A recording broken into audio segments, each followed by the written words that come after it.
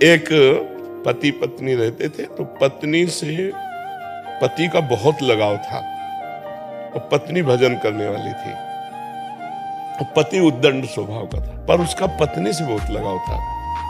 प्राय ऐसा होता भी है। तो पत्नी से उसने कहा कि मैं तुम्हें कभी छोड़ूं नहीं, तुम हमें कभी ना छोड़ो। ऐसा हो सकता है कि हम कई जन्म साथ रहे। तो विद्वान थी, उसने कहा ऐसा कभी नहीं हो सकता, ये केवल इसी जन्म में है।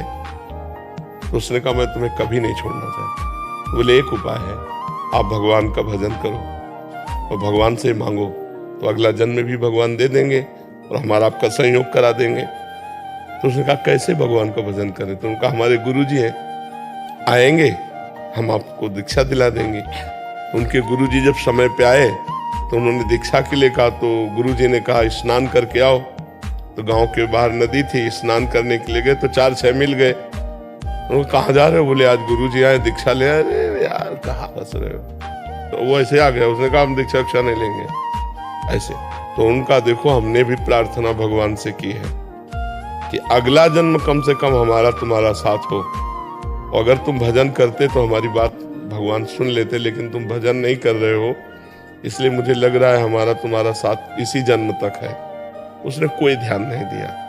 अब पत्नी थी तो ज्यादा, दोनों का जब शरीर छूटा तो पति के राग के कारण उसकी मुक्ति नहीं हुई और एक राजा की राजकुमारी बनी हो, पति के राग के कारण। और पत्नी भजनानंदी थी, तो उसके संकल्प के अनुसार वो अपने कर्मानुसार जड़ योनि हाथी की प्राप्त किया। पर उसी राजा के यहाँ जहाँ बहुत से हाथी रहते थे, उनमें हाथी का बच्चा बनकर के वो आया। अब वो पशु था, तो उसको पूर्व जन्म में ऐसी पत्नी तपस्विनी मिली थी, तो उसके प्रताप से जब राजकुमारी को देखा तो उसको याद आ गया है तो मेरी पत्नी है। अब मिले कैसे, बतावे कैसे? तो दूर से वो जैसे कभी राजकुमारी हाथियों को देखने के जाती, वो चिल्लाता,